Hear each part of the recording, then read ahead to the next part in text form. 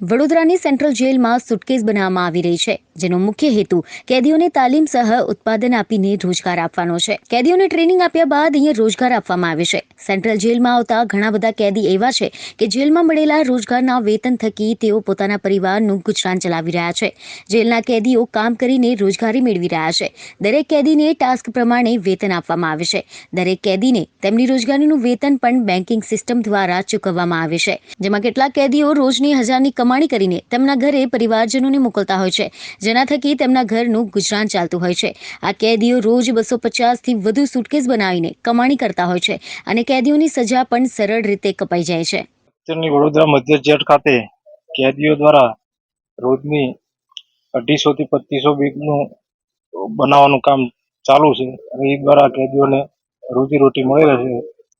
એ અમારા જેલના ડીજીસી કે.આર. રાવ સાહેબે ચાલુ કરાયેલ છે.